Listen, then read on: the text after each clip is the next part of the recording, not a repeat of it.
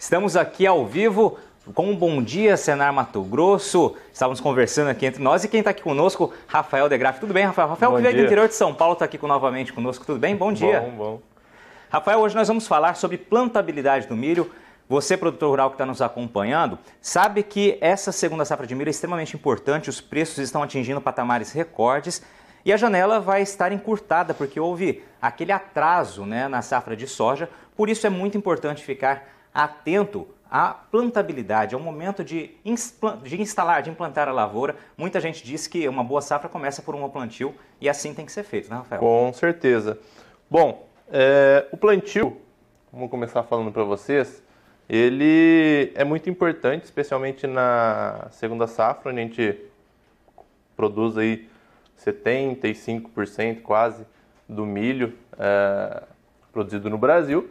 E o plantio tem uma característica muito importante, que ele não pode ser refeito, tá? E fazer um plantio de qualidade, ele dá duas saídas para a gente. Ou ter uma produção satisfatória, ou não, porque a partir daí a gente tem os tratos culturais e onde pode acontecer muita coisa, né?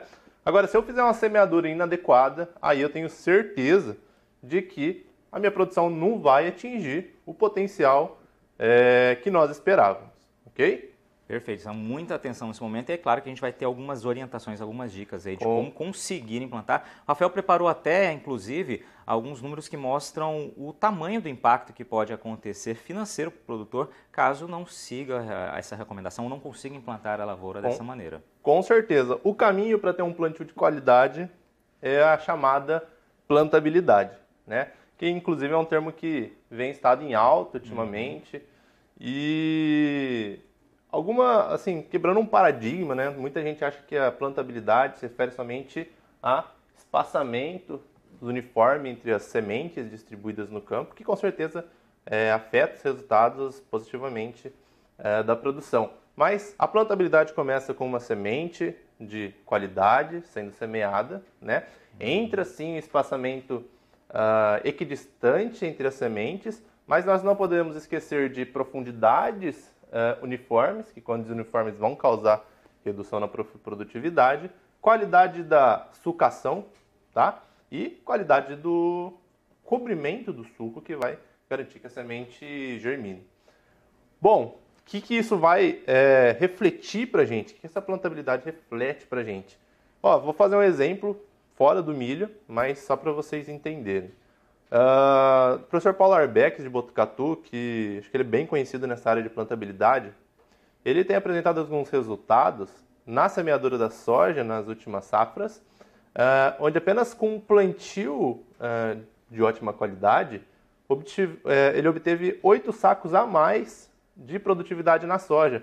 Só que o milho ele não tem a mesma capacidade de compensação que a soja tem. Logo, se a gente fizer uma semeadura de mais qualidade, a gente vai ter produtividades superiores. Eu mesmo acompanhei no ano passado um produtor que na segunda safra, fazendo exatamente os mesmos tratos, mas com uma semeadura de qualidade, conseguiu aí obter 14 sacos a mais de ganho, né? Se eu botar na cotação atual, aí dá pra gente ver o quão significativo Exatamente, né? isso E a especificidade que a gente tem para essa safra, tá? É que a gente tem uma janela provavelmente encurtada, né? Por conta dos atrasos que nós tivemos nas chuvas no final do ano anterior. Isso vem preocupando produtores, tá? Lembrando que a produtividade aqui é por volta de 100 e poucas sacas por hectare, né? Com custo de produção de R$ 3.400. Então a gente não pode brincar nesse processo para não correr risco da gente levar prejuízo mais à frente. Ok? Maravilha. E então nessa segunda safra, pensando nesse encurtamento da janela e pensando que a gente tem que ter uma boa qualidade, né? E tem que cumprir essa janela, a gente vai ter que ter ganhos em eficiência operacional, tá? Por meio de manutenção de maquinário, sistematização, vou falar um pouquinho mais sobre isso, né? E, é claro, sempre elevar a qualidade da semeadura, né? Monitorando frequentemente o stand de sementes distribuídas, as métricas de uniformidade dos espaçamentos, assim como a sulcação e a profundidade. Começando, Luiz, Eu vou falar sobre o aumento na eficiência operacional, que eu acho que esse é um ponto de muita discussão. Quando a gente quer plantar mais, a primeira coisa que vem na nossa cabeça é o seguinte, ó, vou acelerar um pouquinho a semeadora, né? Vou trabalhar mais rápido. Ainda mais numa safra como essa, né? Uma Exatamente. janela mais curtada, o produtor já está pressionado por isso, essa é a primeira menção que vem à mente, né? Exatamente. Só que a velocidade, ela tem que acompanhar a qualidade da semeadura. Às vezes a gente acelera e a qualidade vai cair tanto que era melhor, às vezes, a gente ter plantado uma área menor, né? Que a gente vai ter, no final, uma lucratividade maior. Então, o caminho para a gente aumentar a eficiência. O que é eficiência? Ao longo de um dia, a gente passa períodos semeando e períodos fazendo outras coisas, outras atividades de apoio, como manobras, paradas para abastecimento. Então, eu diria que o caminho seria reduzir manobras, isso por meio de sistematização das áreas, procurar otimizar o trajeto da máquina, fazer menos paradas, isso como? Chegando já na safra com as máquinas, com a manutenção em dia, além de ter uma gestão bacana também dos insumos que estão sendo aplicados para não faltar nada no campo na hora que está acontecendo, né? E, se possível, né, passar mais tempo fazendo a semeadura, aumentar os turnos aí, para a gente conseguir abranger toda a nossa área na nossa janela, né? E deixa a velocidade para ser alterada em função da qualidade da semeadura que nós observarmos. Existe uma velocidade ideal aí, aproximada? O que se fala? Hoje nós temos aí dois tipos de dosadores de semente no mercado. Dosador pneumático. Para o mecânico, observa-se uma velocidade ótima de 4,5, 5 por hora. E o pneumático tem gente que trabalha 6, 7, 7,5. Mas de forma geral, a velocidade quanto menor, melhor. Então, se você conseguir trabalhar na casa dos 5, independente do seu dosador, você vai ter resultados satisfatórios, principalmente no milho. Perfeito. E para aumentar essa qualidade da semeadura, que como eu falei, depende da velocidade, mas também depende da qualidade do terreno, da uniformidade do solo, se tem muitas irregularidades, e do pacote tecnológico, ou seja, qual tecnologia que eu estou utilizando para fazer a semeadura. Isso tudo combinado vai trazer a velocidade ideal, que vai refletir para a gente que no stand inicial de plantas, na uniformidade dos espaçamentos, qualidade de sucação e a profundidade da semeadura. Bom, se você não sabe o que é isso, é aí que a gente vai entrar agora, onde eu vou apresentar algumas métricas. Ótimo. E como monitorar. Começando pelo stand de sementes. Eu diria que o stand de sementes, ele errar na obtenção dele é inadmissível, porque basta a gente fazer uma regulagem correta da semeadora que a gente vai ter bons resultados. Portanto, eu fiz alguns estudos durante o meu mestrado, avaliando quanto que a gente perde de produtividade no milho se a gente errar um pouquinho a quantidade de semente que a gente está distribuindo. Cheguei que a cada 1% de redução no stand, a gente perde aí já, de cara, um saco na produtividade. E se a gente jogar semente a mais, ajuda? Não, porque quando a gente excede essa quantidade ótima, a produtividade tende a decair também. Mas pouco menos acentuado que na outra situação. Você tem plantas competindo ali, aí você acaba... Exatamente. E a gente faz as regulagens sempre fazendo um monitoramento, vendo quanto está distribuindo por metro.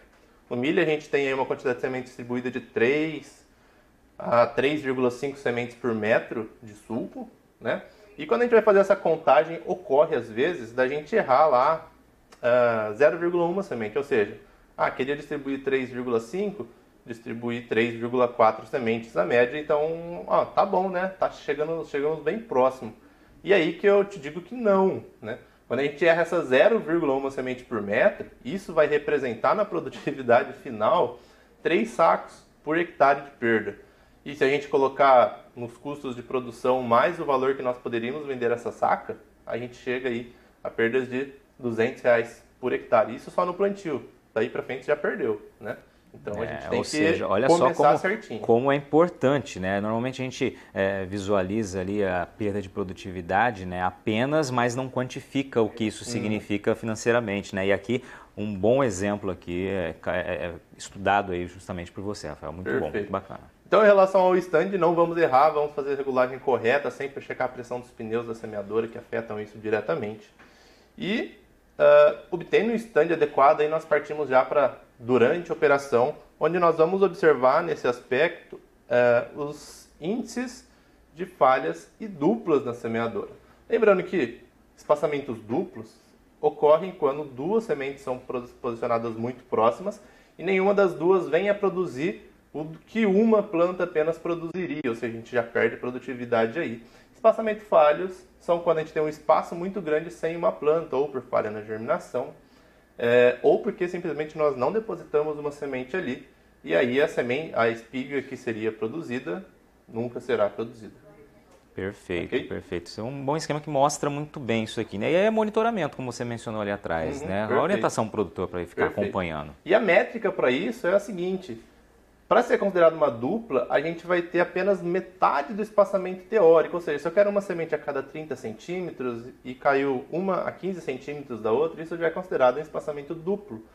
Ou uma vez e meia para ser falha, né? Então, se eu quero um espaçamento de 30 e eu obtenho um espaçamento de 45 centímetros, então eu já tenho considerado uma falha. Isso é uma metodologia antiga. Eu acho que hoje a gente pode se desafiar a obter mais, a ser mais preciso, né? Essa é uma metodologia de 89, nós não tínhamos todas as tecnologias que nós temos hoje. É um parâmetro, uma referência para quem quer, né, começar, caso não esteja fazendo já esse monitoramento. Rafael, vamos fazer uma breve pausa aqui. A gente está falando ao vivo aqui de Cuiabá hoje. Esse é o Bom Dia, Senar Mato Grosso, falando sobre plantabilidade do cultivo da segunda safra. Claro, a gente está focando aqui no milho, que é a cultura mais plantada, né, apostado pelos produtores aqui em Mato Grosso, por exemplo, para a segunda safra, né, a grande opção, que está com preços aí muito atrativos, né, para os produtores, e por isso é muito importante, né, buscar evitar riscos de perdas, riscos de prejuízos, ainda mais numa janela comprimida como essa, né, que vai ser uma janela encurtada, como dizem os agricultores, para o plantio da segunda safra. Não podemos descuidar na hora de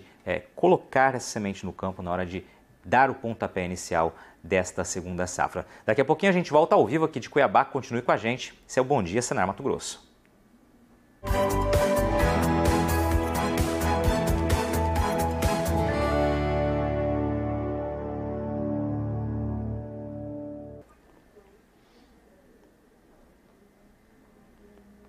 Estamos de volta ao vivo aqui em Cuiabá. Esse é o Bom Dia, Senar Mato Grosso, nesta manhã de quarta-feira, falando sobre plantabilidade do cultivo da segunda safra. Nosso foco aqui hoje é o milho segunda safra. Quem está conosco é o Rafael de Graff, que é engenheiro agrônomo, claro, e também instrutor credenciado junto ao Senar Mato Grosso. Já trouxe alguns parâmetros importantes que devem ser observados e algumas orientações na hora de implantar, né, as lavouras de milho. Vamos continuar seguindo aí com as orientações preparadas aí pelo Rafael. Você já destacou que é muito importante ter atenção, né, ao número de sementes, ao stand, que pequenas perdas podem significar grandes prejuízos, né, Rafael? Com certeza. Então nós falamos do stand inicial de sementes, né, e vínhamos falando sobre a qualidade do posicionamento das sementes no campo, uniformidade dos espaçamentos. Eu falei que são falhas e duplas. E como eu disse, a nossa classificação para falhas e duplas ela é um pouco modesta. Nós poderíamos buscar um pouco mais de precisão, né? Ser um pouco mais exigente, mas para isso nós ainda temos o coeficiente de variação, que é o conhecido CV, vem se tornando cada vez mais comum dentro das propriedades por conta dos sensores que medem em tempo real aí a distribuição de sementes. E o CV, para a gente, ele vai nos dar quanto cada espaçamento está variando um do outro. O ideal seria ter um CV, um coeficiente de variação 0, ou seja, todas as nossas sementes, vamos supor com um espaçamento teórico entre si de 20 centímetros, todas tivessem exatamente 20 centímetros. Na prática isso não ocorre, a gente vai ter hora 20, 22, 23, 25 ou muito mais, né? E conforme vai aumentando essa variação, aumenta nosso coeficiente e nossa produtividade diminui. Então devemos buscar aí um coeficiente de variação bacana. E para a gente alcançar isso, nós temos duas chaves, né? A primeira chave, que eu acho que todo mundo pode tentar dentro da sua propriedade, é a velocidade. Como a gente sabe, o dosador de semente ele distribui a semente a cerca de 50 centímetros do solo, onde ela é conduzida por um tubo condutor, basicamente um caninho, né, que leva ela até o suco de semeadura. Só que quando a máquina está numa velocidade muito alta, nós temos condições onde ocorre o ricochete da semente dentro do tubo condutor, afetando a descida. E afetando esse tempo de descida, a gente tem espaços variados no suco. Isso aí para a gente é prejudicial. E pode fazer o teste. Reduz um pouco a velocidade nessas condições e avalia novamente que você vai ver que você vai obter melhoras. Tá? Essa seria uma chave que todo mundo pode tentar. Mas nós também temos outra chave que é o uso de tecnologia para melhorar esses espaçamentos. Nós temos 2 exemplos que eu conheço hoje. Do SpeedTube, um produto que ainda não é vendido no Brasil, e o Brush Belt, que é um produto que já está comercial em algumas máquinas no Brasil, porém de apenas um vendedor, que fazem o quê? Eles fazem a substituição do tubo condutor de sementes, certo? Então ele pega a semente lá na saída do dosador e transporta ela em velocidade controlada até o suco de semeadura, ou seja, a gente não tem ricochete, e aí nós temos espaçamentos uniformes, o que nos permitiria desenvolver uma velocidade um pouco superior, se a gente ainda não tivesse limitação em outros mecanismos da semeadora, como por exemplo os sulcadores. Mas eu acredito que isso aí é um caminho, chegou há 2 anos aí no Brasil, e em poucos anos nós vamos ter muitos benefícios com isso. E pensando nisso, nos últimos anos eu tenho focado nas minhas áreas vagas em desenvolver uma solução equivalente a essa que seja acessível para pequenos e médios produtores, né? Então eu desenvolvi um dosador de sementes que é diferente dos dosadores que nós temos hoje, onde ele faz a captação da semente no depósito e transporta ele, vai fazer a liberação da semente apenas dentro do sulco de semeadura. Até agora nós tivemos alguns resultados positivos nos testes, acredito que nas próximas safras já teremos resultados práticos aí para ser apresentado em quanto que a gente vai ter de retorno econômico utilizando tecnologias deste tipo. Perfeito. A sucação é outra coisa que a gente acaba esquecendo um pouquinho e vem aí junto com a velocidade, né? E junto com os espaçamentos entre sementes. A sucação, ela começa primeiramente no sistema de corte de palha, né? Semeadora de plantio direto impede que a semeadora arraste a palha ou acabe embuchando. E ela é muito importante. Quando a gente não faz um corte de palha bacana, às vezes a gente acaba causando o envelopamento da semente na palha. E a semente, para ela germinar, ela precisa ter um contato com o solo, né? E se a gente não obtém isso, a gente já deixa de ter uma semente viável lá que não vai germinar e vai ser posteriormente uma falha. Outra questão do corte de palha é que a gente quer que essa palha seja bem cortada, de forma limpa, a gente não quer arrastar ela para afastar ela muito das linhas de semeadura. Porque a palha para a gente é um cobertor que vai manter a umidade aí nos nossos períodos mais críticos aí de estiagem. Além disso, após o corte de palha, nós fazemos a sucação para o adubo e para a semente, ou apenas para a semente.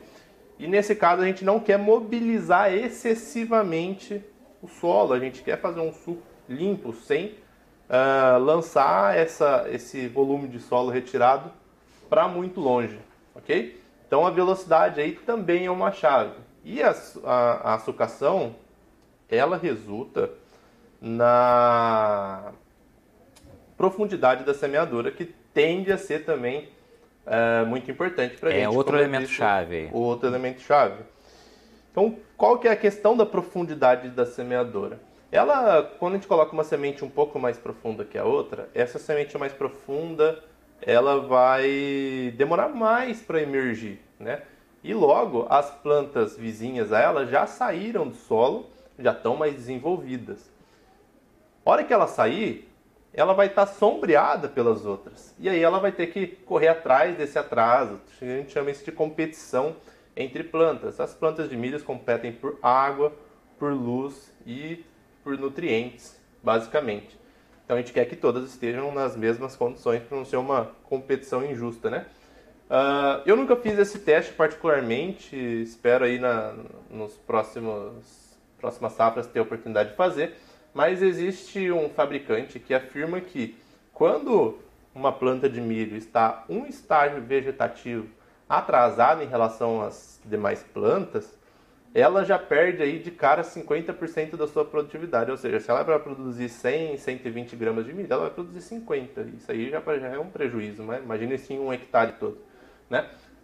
E se a gente tiver 2 estágios vegetativos, se ela estiver mais atrasada em relação às plantas vizinhas, e aí essa planta se torna improdutiva, porque ela vai estar sendo sombreada e ela vai ter que impor esforços em seu crescimento ao invés do preenchimento de grãos. Basicamente, como que eu alcanço a profundidade ideal? Eu alcanço a profundidade ideal com a regulagem da máquina, regulagem dos mecanismos sulcadores, e para nos ajudar, nós podemos utilizar tecnologias. Quais tecnologias nós temos hoje? Nós temos os sistemas de downforce, que é mecanismos que substituem as molas nos carrinhos de semente, né, por pistões pneumáticos ou hidráulicos. O que acontece? A semeadura a gente começa fazendo com depósitos cheios de semente, esses depósitos vão esvaziando, a máquina fica mais leve e tende a perder aquela pressão que exercia no solo para atingir a profundidade. Quando a gente utiliza esses sistemas, eles vão aumentando essa pressão gradativamente conforme a máquina se torna mais leve, né? E aí compensa irregularidades na profundidade. E aí a gente vai ter muito menos condições como essa. É uma tecnologia que já tem bastante máquina no Brasil aplicando e acredito que já é conhecida pelos produtores e vale a pena fazer um investimento. É um investimento que com certeza se retorna. E agora se a gente pensa nos preços crescentes que o milho está sendo praticado, qualquer investimento que a gente faz é cada vez vai mais ter um retorno significativo. Exatamente. Perfeito. Pensando nisso, eu tenho uma dica final, né, para a gente fazer um plantio de qualidade. Qual seria essa dica? Capricho, né? Quando a gente faz uma semeadura com capricho, a gente vai observar o stand de sementes, lembra que a gente falou do stand de sementes? Tá? 0,1, uma semente aí de erro, perdas de alguns sacos por hectare, né? Nós vamos observar a qualidade dos espaçamentos, ou seja, ver se os espaçamentos estão uniformes, observando sempre a velocidade, né? Vamos observar uma assucação, será que a assucação está ocorrendo corretamente, né? E vamos observar a profundidade. Tudo isso em harmonia vai fazer com que a gente comece com o pé direito, né? Então, vamos começar com condições de atingir todo o nosso potencial produtivo. Perfeito. Capricho é a palavra, como você disse, é prestar atenção nesses pontos bem mencionados. O Rafael quantificou aqui o que podem se traduzir, né? Perdas assim em termos financeiros, né, em prejuízo de fato no bolso do produtor, mas é aquele produtor que está acompanhando, sabe que está pressionado pelo calendário. Como equacionar tudo isso, Rafael? Tem que pôr na ponta do lápis. Botando na ponta do lápis, você consegue estimar qual que é a sua perda de produtividade, tendo um plantio numa velocidade maior, com uma qualidade menor, né? E a partir daí, basta calcular mesmo quanto eu estou investindo de insumo e quanto eu estou colhendo. E imagina, expande isso para uma área maior e bota lá. Será que se eu plantar 200 hectares a menos, eu vou ganhar mais? Eu já fiz alguns cálculos, não vale para todo mundo, mas nesses cálculos eu obtive que às vezes compensa. Ou seja, botar tudo na ponta do lápis, pensar em planejamento mesmo num ano em que a janela vai estar encurtada, né? Vai ser pressionada aí pelo calendário por conta do atraso da primeira safra. Rafael, obrigado pela tua apresentação, tua participação, estar conosco aqui vindo do interior paulista para estar mais uma vez aqui com a gente ao vivo. Obrigado a você que nos acompanhou nessa manhã de quarta-feira. Esse foi o Bom Dia, Senar Mato Grosso. Um ótimo dia para você e até semana que vem.